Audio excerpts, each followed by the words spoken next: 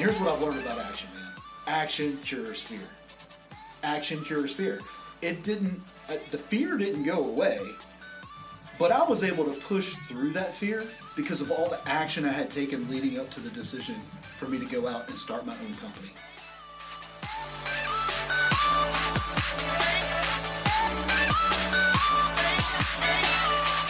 Welcome back to Season 2 of what is now called The Aging Entrepreneur. My name is Nick Horde. I'm the host of the show, and we've changed the format up a little bit for Season 2.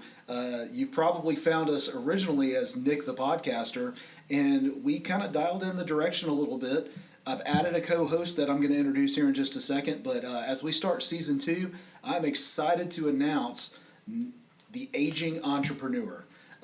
It's going to be all about middle-aged, probably 35 to 45 and up, people that are probably stuck in a job or stuck in a career that have always had a passion to grow their business. And with that, I want to introduce who I would consider my partner in business, who I would consider a great friend of mine, Michael Ray. Say hello, brother. What's up? I am actually excited to talk to you guys a little bit because I'm on the beginning side of an aging entrepreneur, and you're on like the middle part of it. Because I'm almost 33, and so like I'm in that stage of life where life is super, like there's a lot going on. Right. And so you got your first child.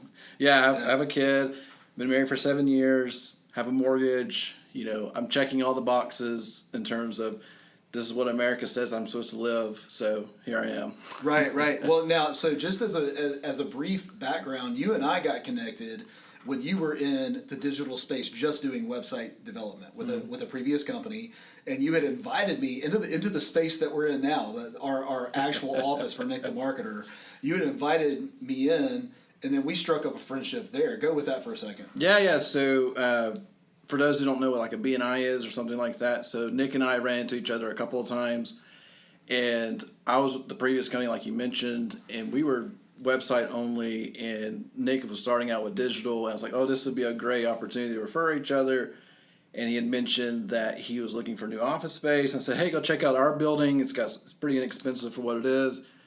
And then like a month and a half later, you moved in. Right. And then you, if y'all could imagine, it was the company I was with, blank office, Nick's office, and then a shared conference room, and the walls were thin. And so there were lots of conversations that had gone on with my previous company that made it pretty obvious that I probably was done being there, and then that's how it all started. Now, just for context about how difficult that previous career was for you, you have a whole podcast dedicated called Work-Life Balance. Yeah, let's do a shameless plug. Hey, do it. Yeah. Shameless plug to Work-Life Balance, the show. So basically, my previous coworker and I, we worked together 7 years at the company, and we left the same day in a very broad, like spectacular way, I guess.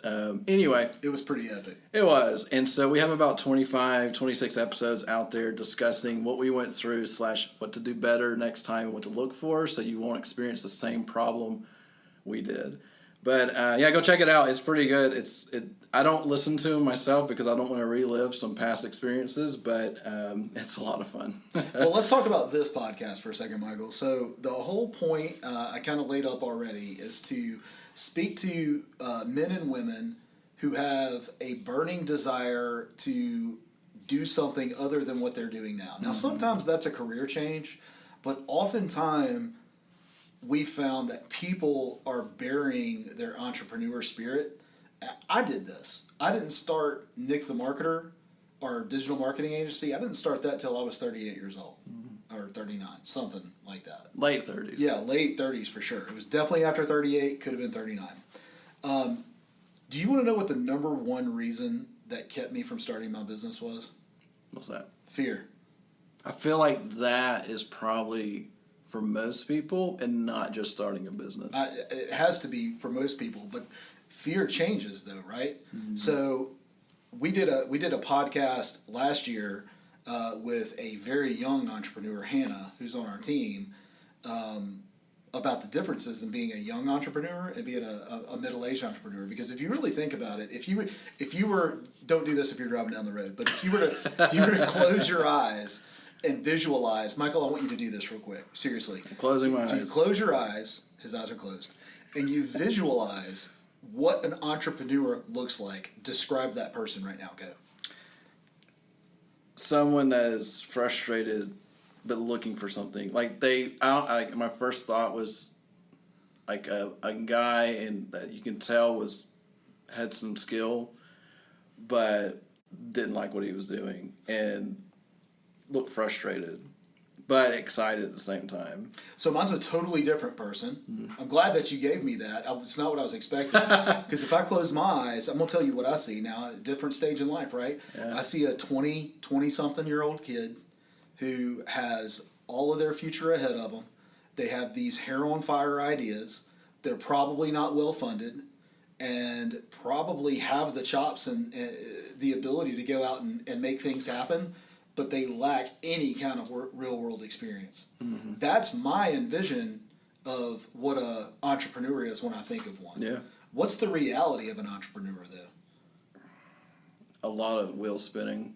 A lot of wheel spinning. A lot of ideas. And no traction. Almost none. You have 1,000 ideas a minute, but you don't have the ability to stick with it and follow through. Mm-hmm. Or you attempt it and you get pushback, or you lose out and you have a bad experience with a client that you brought on thinking this is what I want to do, and it was bad, and you say, maybe this is not what I want to do. And you lose like because I know I've seen this a lot where people think, I love what I do, blah, blah, but I hate dealing with people. Well, sorry. Right. I don't care what your idea is, what your business is. There's people on the other end, and there's people internally that you'll have to bring on at some point as you grow. So yeah, I think there's a lot of people that try to start a business hoping they don't have to deal with the public anymore.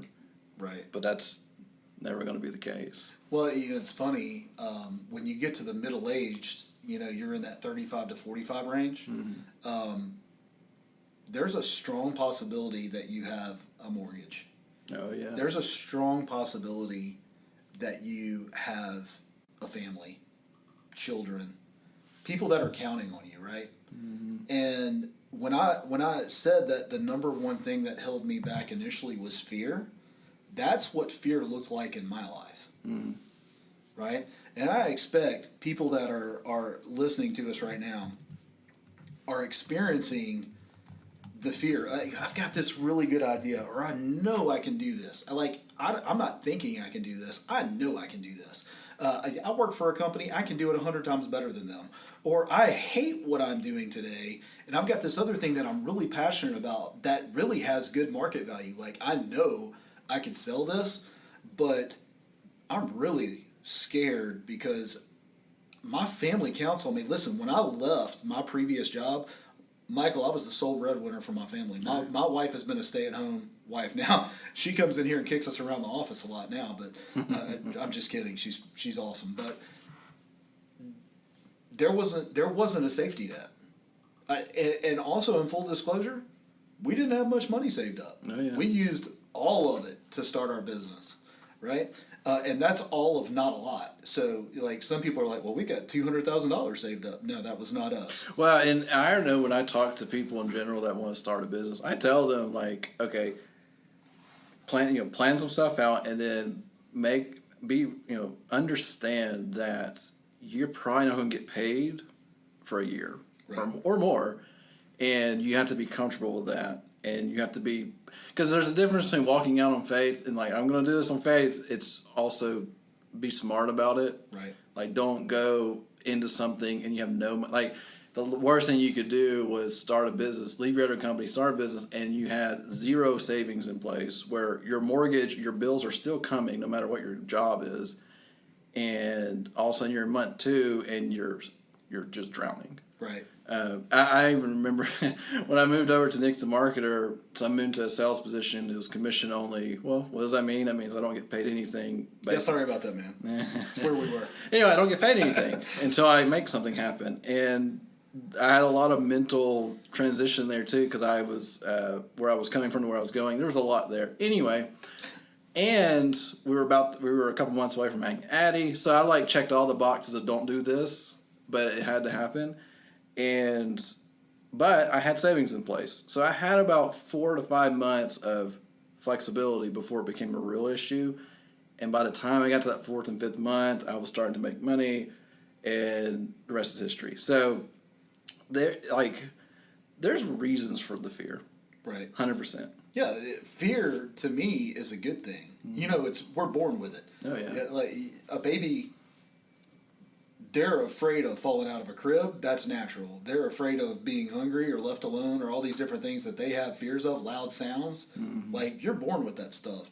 It is your body telling you something's wrong. Yeah. Right. I remember when I quit the previous company, my body told me something was wrong because I haven't gotten that sick in a long time. And Courtney was like, "Are you okay?" I was like, "Yeah, I'll be fine." I'm gonna make it. I just made I don't know this guy very well over here that I just went to work for or work with really. Oh, yeah. And I have some concerns that I may not have totally well thought out. My body rejected that initial decision. That's funny. Oh man, but it's like that artificial knee though. Eventually your body's gonna accept it and you're gonna walk better. Right? Yeah. So, oh yeah. But that brings me to the whole discussion point of this particular podcast, which is what you want now versus what you want most. And I think that's what we're titling this episode, and this is kind of that starting point for people, Right? Because they see things that and we'll get into it in a second, but like this is where your mind has to shift a little bit because you can't just keep. If you're going to start a business, your general mindset has to be different from what it is right now. Because the reality is, if you're still in the same mindset as an employee of a company or whatever, that doesn't fly when you're running a business. Like all those desires and needs and all those things, that has to shift. And there's a time for it. And then there's time for it. It goes back to what normal could be, put in air quotes. But anyway, yeah, I think this is the great starting point of all this. Because if you can't get past this part, you're not ready. Well, so this all circled around a conversation that we had about a Corvette. Yeah. Right? Right? So that's one of my dream cars. Yep. Right? But I've got lots of dreams. That's not my only one. So I tell you what, instead of me telling the story, why don't you back it out a little bit and bring us there? So let's see how far back I want to get. Yeah, so in general idea, so Corvette, so Nick's been wanting, a particular 1962 split Corvette. Speak it. Split window Corvette. But reality is any Corvette. Well, Corvette's expensive. A good Corvette's going to cost you $70,000, $80,000, $100,000, right? That's a lot of money for a car. And there was a point where there's an opportunity you could buy one. Right. Doesn't mean you should buy one. Right. And let's also remember, Nick is a family of 5. So That's right. Buying a Corvette, and at the time the largest vehicle was a Wrangler, a 4-door Wrangler. Right. So vacations and all those things, that was a lot of extra steps to make it happen. Right. So the idea of having a 2-seater car just for yourself, basically, didn't make a lot of sense. Not really. So you had to make a hard decision. Well, to bring it all into context, at the time of this, I have a blue Volkswagen Passat. Yep. And I like to say it's the most reasonable vehicle. It's pretty much the Volkswagen Camry. That's right. It is. There's no doubt about it. And it's fine, right? It's nothing that I could say it's an R line, but that is not sexy at all, so it doesn't matter. It's got fancy wheels. It does. Fancy wheels that I think Heather has curb checked at this point. But with that being said, she wanted a 4-door new gunmetal gray Wrangler. So during the pandemic last year, we were in a position to get her one. Yep. And I was expecting for me to get a family car. And there's this massive chip shortage to where the family car that I was going to get us is still in production. This is a year later, over a year later. And it's still in production. And I finally had to say, look, we need to trade your car in and we need to get you the family vehicle. And because she came from a van. That's right. and now she's back in a van. But the question that everybody was asking me is like, why didn't you keep the Jeep? And I remember specifically telling you, that's what I want now, but that's not what I want most. Yeah. I have other goals. I have other dreams, other desires. Because you're like, why didn't you go get a Corvette, man? And I'm like, that's why. I've got other things that are way more important to me. So let's bring this back into what we're talking about. You know, a lot of people right now. I'm not telling you to go quit your job. That's not the goal of this podcast. What it is to encourage that spirit in you and to start breaking down some walls on the fears that you're experiencing, and letting you know if this is a real dream of yours. You may want now to keep your job. You may want now to pay that mortgage. I get all those things. That's what but when I wanted now to pay my bills wasn't what I wanted most. And at some point, you have to make decisions in your own life that are based around what you want most and not what you want now. And a lot of people that are listening to us, they're living in the what they want now, and they're making absolutely no preparations for what they want most. Which could be their own business, or like for me, I want to be a pilot. I'm not buying a Corvette because I want to buy an airplane. But that's down the road, man. That's a dream that I have, a dream with intentionality, by the way. I've got goals in place to hit that goal. Or I'm sorry, other goals in place to help me hit that milestone in my life. You know them, right? But what is holding people back, I think, is fear. Well, fear, and then I think another part in that as well is that we're in a society where everything needs to be instant and let's do it now and it's going to work now. But the reality is there is no true overnight success. You know, that overnight success takes time. Right. You know, you could even make the argument, Nick DeMargo, we've grown extremely well and we're a success company and we're relatively young. It still took years. It did. It wasn't like this dream was birthed in 2003. Yeah. So this is currently 2021. Yeah, exactly. So like, I think that's the other part where people just that are not in for the long call. They want that instant instant gratification in our world today is I can right now roll down to a dealership, pick up a car with an $800 a month payment, and hate myself in 3 months because I'm paying $800 a month. So. Yep. But I had that instant gratification. Well, if I wanted to take that $800 a month and put it toward a business that I want to start, that's a sacrifice and a discipline that you have to make a decision on, and that's hard. And there's also that fear of like, well, I want to do what I want to do. And I think that's the problem that people run into. Like, well, I want this, I want that, I want this. Well, you need this so you can take care of that want later. So what you're saying is people are going to need to exercise some discipline to get to where they want most versus what they want now. Oh, yeah. So I've got two completely separate approaches to this. All right. Right? We'll talk about mine second, and we'll talk about yours first. So the discipline actions that you took to allow you to remove yourself from the now and go into the most, right? Which was leaving a toxic work environment with half the time they weren't even paying your paycheck. To this consistent stress, like your beard literally has changed to your normal hair color. When I met you, it was gray. It is now the color of your hair. Yeah, there were white blotches in it. You look like a skunk. It looked bad. That's awesome. It was so bad. But you know, it's funny because when you say it in the sense of it was a toxic work environment, and you know, like I wasn't being, because of the way the business was set up, I wasn't being paid in a way consistently. I took the brunt of stuff to help get other people paid. All that being said, like that sounds terrible, right? But what was happening was that I was convinced of I'm help growing this company and it's becoming something big, and I became comfortable in the chaos because I thought that was what life was supposed to be because I didn't know any better. And then, of course, making a hard shift of. This is the hardest part for a lot of people, hitting the restart button. You put in all that effort, 7 years, to try to build a company, and for nothing. Right? Now, granted, it's not for nothing in my eyes because I learned a lot and grew a lot and blah, blah, blah. But that is that reality. Like we'll say you've been talking to the person that's been working a normal job that wants to start a business or is listening to this podcast, you've you've worked at company ABC for 15 years. You've been promoted. You've done all these things.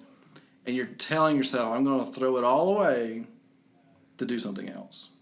That's right. And it's 100% on me to make it happen. Right. Because that's another thing that people forget about. When you're an employee, you are successful based on your efforts, but you're also relying on the person above you to be successful because they can ruin you or make you successful. Just Right. kind of depends. So there's a lot of changes there. But discipline is definitely a part of that game. Well, some of the disciplines that I saw you have were, I mean, you saved up money for months of income, right? Like you gave yourself a fighting chance to get into a better place, Oh, yeah. right?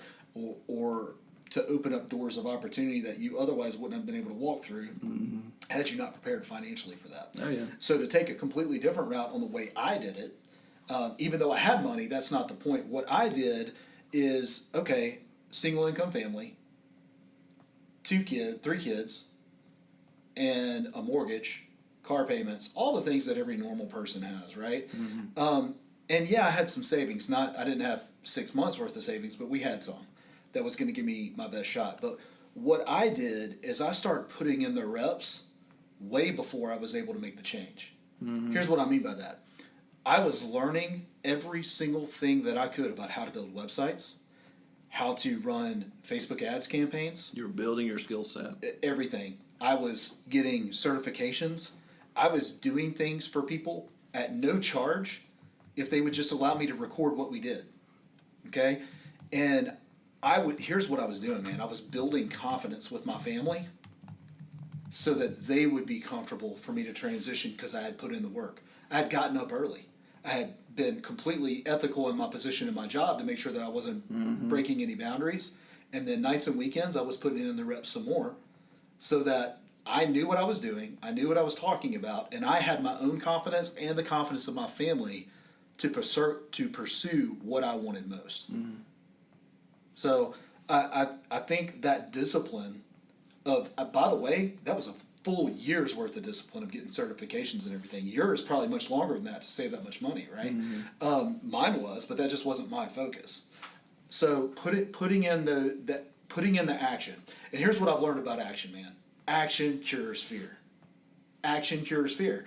The fear didn't go away, but I was able to push through that fear because of all the action I had taken leading up to the decision for me to go out and start my own company. And it completely set me up for the unknown success that we were going to have. I like the idea of action cures fear.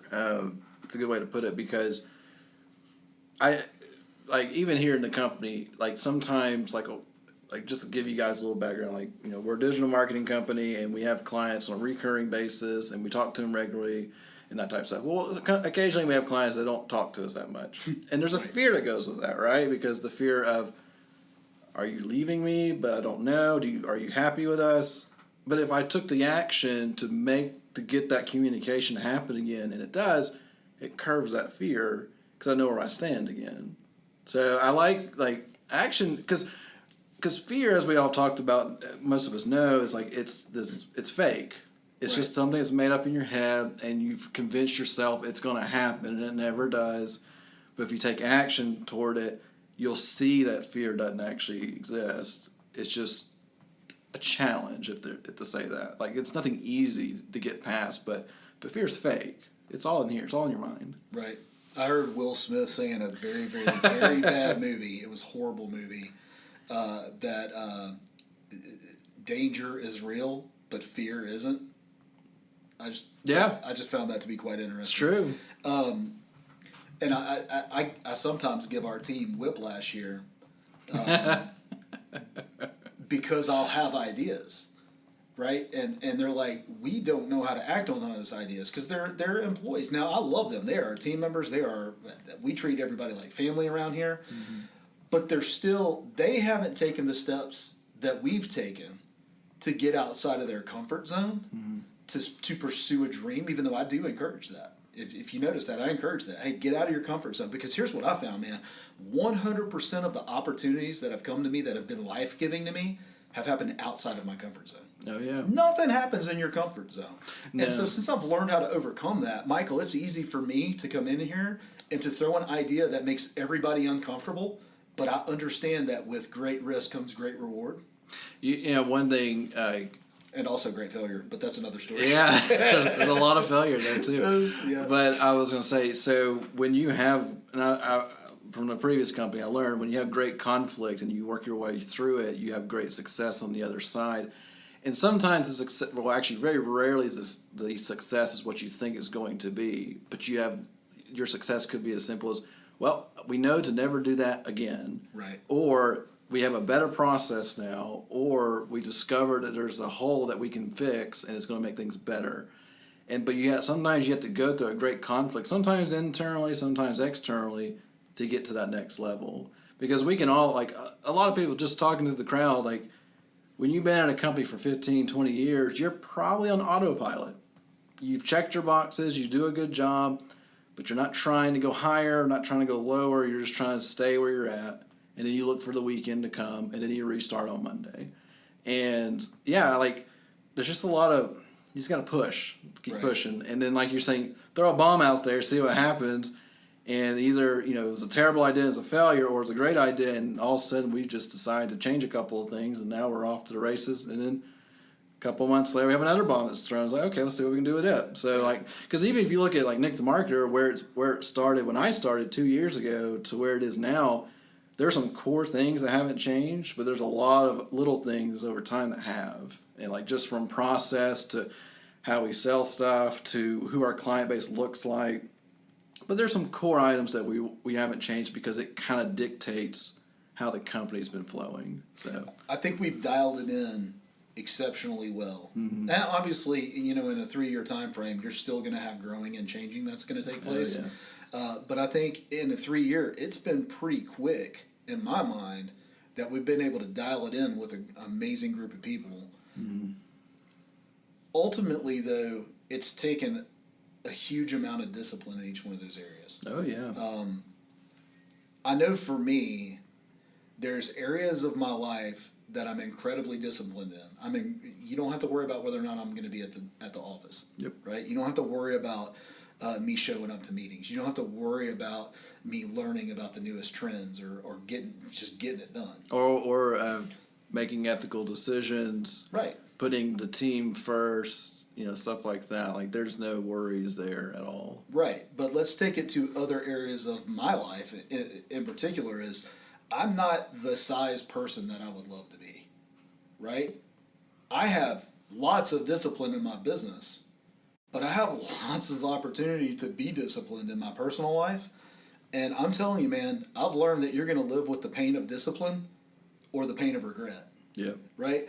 The pain of discipline in my business is a very fruitful reward.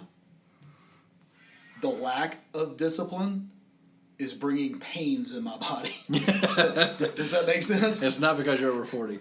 That does. That's right. It's purely a lack of discipline in that area. Well, and I think too, so some of you that are listening, if you say to yourself, well, I'm extremely disciplined in one part of my life and I'm disciplined everywhere. Well, if you think you're disciplined everywhere and you got things figured out, you're wrong. No one is perfect. No one's perfect. We know that. And the reality is, if you are saying, I have all this figured out, I'm good to go, you are literally blind to your own mistakes. And and you'll find out that as you mature and get older and learn more about yourself, you learn about your blind spots and what you need to do about them, and just acknowledge, like, okay, this is a major issue in my life, but I need to acknowledge it first so I can work on getting past it. Because if you don't see it, you'll never be prepared for it. That's right. So, yeah. And I think because I would even say in the business side, you are pretty well disciplined, but there are still things that you work on, you're acknowledged of. Like, there's a lot of that. Like, and I think everybody could say that if they just sat down and thought about it. But they really do think they're not just like they got discipline figured out and they're not having blind spots. That's the major indicator you have a blind spot. If you think you're good to go. I think a great value that everybody could learn is to identify people in your life that you will allow to shine a light on those blind spots. Good old accountability. Yeah, but I think when it comes to that, there's a lot of folks, especially as an entrepreneur, typically that's a very type A personality. That's a very driven, very, if you know, choleric, I'm just like, it's my way or the highway type personality. And you really have to set your ego to the side and allow people that you trust speak over you. Michael, you're one of those people. Obviously, my wife is one of those people. I've got Richard, who may come on this podcast at some point. He is allowed to speak those things over me.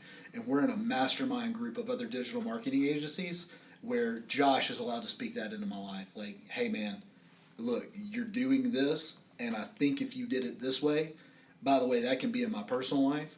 That can be in the way I'm running this company. But I've got a mix of people inside and out that I've given permission to show me my blind spots, because you don't know what you don't know. Oh yeah. Well, and then you want people in your life that are better than you in certain areas, because then they can show you where the benchmarks actually are, not where you think you should be. Right. Because I think they've always said, if you're the smartest person in the room, you're in the wrong room, because that's a problem, right? You cannot be the smartest person in the room. If you are, you're just kidding yourself. You're not going to progress. You're going to be stuck, and you're not going to go up at all. And you're going to wonder what happened 10 years later that nothing's changed.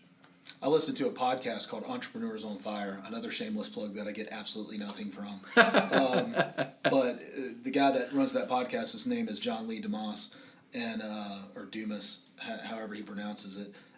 But he says you're the average of the 5 people that you hang out with. Oh, yeah. Right? He says that that's how he closes every episode. And you've been hanging out with me and this person who's in your circle, right? And if your circle's small, grow it, right? But grow it intentionally and with the right people. Here's what I want to do, Michael. We're creeping up on 30 minutes or so, and what I'd love to do is get from you some action items that you think people that are listening now could take some action on right away. Okay, so a couple of things be worth noting. I would say you need to start preparing now. If you're saying to yourself, I really want to, if you're listening to this, you probably want to start a business. You need to write down some stuff, right? You need to write down first off, what are your goals? Why are you wanting to do this? What's your why? It's not just to get out of a job. There's more to it. There has to be. Secondly, what are your actual skill sets that you want to grow, and what does it look like? Put timelines on all this stuff. Because if you say, I want to start my business, when? Tomorrow? Next week? Or you say, when I get $5,000 in savings so I can run with it. Okay, just write that down. Just some basic stuff there. And then beyond that, though, once you've written it down, talk to your significant other that's going to be affected by this decision. Talk it out with them, because if they don't know what's going on in your head and you blindside them, you're going to fail because your support system just didn't know what to do with it. No doubt about that. I know, because I know, give me an example, when I switched jobs, Courtney knew that I was upset with my previous company, and she knew I wanted to quit. She didn't know when I was going to quit. I didn't really know when I was going to quit, and it happened. And I remember calling her. I said, I quit. She said, you what? I said, yeah, I quit. She said, are you okay? I'm like, I'm okay. She said, where are you? I said, well, I'm talking to my dad right now. And she laughed. She said, well, y'all just talk, and then I'll just see you later today. I'm like, okay. And, when she got home, I was like, I can't believe you did that. I was like, I can't either. It's kind of weird. And God, I'll never forget that day. And then I called Nick, said, hey, we need to meet. That is not what you said. What did you say, Michael? Come to work for you. Hey, Nick, I just quit my job. I'm coming to work for you. I'm like, what? Okay. Yeah. So, just all that being said, put a little preparedness into if you're wanting to make a jump, write it all down. Talk to your support system that's going to have to understand, when I do this, it will affect you, and I need to make sure you're still there when I've done it. Because I think there are probably some people that fear that their marriage or whatever will get broken if this is a failure. No doubt about it, man. Because I get it, but also, if you are all on the same page when you make that decision, then they're going to help you. You're not alone. And generally speaking, even if you're a solopreneur type person, you're not alone. Mm-mm. There's people there. There's a support system. You just got to make sure you're communicating with them. That's expanding on the circles, right? Yep. All right, so I got 2 action items that I would like to put out there. The first one is, what are you doing right now that's keeping you from what you want to do most? Write it down. If you don't know it, write it down. You're absolutely right. Identify, here's the other, not just what you're doing, but identify what you, name it. What is it that you want to do most? Verbalize it. And give it the grace to change. Give it the opportunity to evolve too. I know in 2003, when I first had a vision that I wanted to be a business owner, it looked a lot different in my head in 2003 than what exists today, because in 2003 there were no iPhones. Al Gore had just barely invented the internet at that point. The pipes and stuff. All the things where it just wasn't there, right?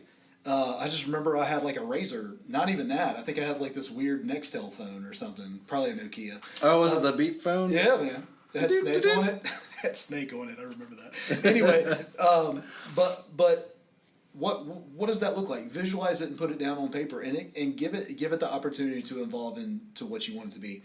The other thing that I want you to do is identify your fears. What's holding you back? Identify them. I'm not telling you that they're not real. I'm not telling you that it's not a thing. What I'm telling you is that you can't overcome what you haven't recognized exists. You have to say that again. You cannot overcome what you don't recognize exists. Good. Right? So these are things that we want to identify. Like, I knew my fears. I knew single income family. I knew 3 kids. I knew mortgage. I knew leaving my job is going to leave them in a position. Right? I knew that. So I identified those things so that I could make the proper strategy when it was time for that to happen. Mm-hmm. Let's close it out, man. What are your final thoughts? Well, so this is like I said, this is our first episode into the aging entrepreneur, and I think we gave you guys a lot of information to digest. There's a lot of stuff here, but we gave you some opportunities as baby steps. And I think if we're going to sum it all up, is the title does it for us: what you want now versus what you want most. There's a lot of things that you have to consider when you go into this, and it's not just a great idea. It's not, I have a great idea, I'm going to make it happen, and it's not. So, I don't know, I so much good info in this first episode. I enjoy just having this conversation because it kind of excites me in terms of like where we've been and what we're doing and all that stuff, and moving to the future and all that stuff. There's a lot, we have a lot to do, but it's exciting at the same time to get it done. I love it, man. This is going to be a good season 2. We have a lot of great topics that are coming up. We have guests that we have lined up. And I know that I know our goal is to add as much quality and as much value to you, the listener, as we possibly can. But we can't do it if we don't hear back from you. So please leave us a review and give us some feedback. I believe we have an email. To agingentrepreneur@gmail.com. There it is. Is it The Aging Entrepreneur or just Aging Entrepreneur? Let's get that clear. Aging Entrepreneur. Agingentrepreneur.com. I don't know how to spell that word, so you're on your own. We'll put it in the notes of the episode, so if you want to send us an email, we would love to hear what your ideas are, what's holding you back, or what's this great idea you want to pursue. Or tell us your story. Yes. Tell us, what did you have to do? What happened? And where are you now? And, of course, they always ask, if you could change anything, would you? And we'd love to talk about it. I guarantee you, we get some of those in, we're going to have episodes dedicated to the success stories of our audience. So, well, until then, find your dream and go chase it. All right. See y'all. All right. Talk to you. If this episode inspired you to take action as an entrepreneur, we want to hear about it. Send us an email at agingentrepreneur@gmail.com. And if you like this episode, please consider leaving us a review or a 5-star on whatever podcast platform you're listening to. Until then, we'll see you next week. See ya.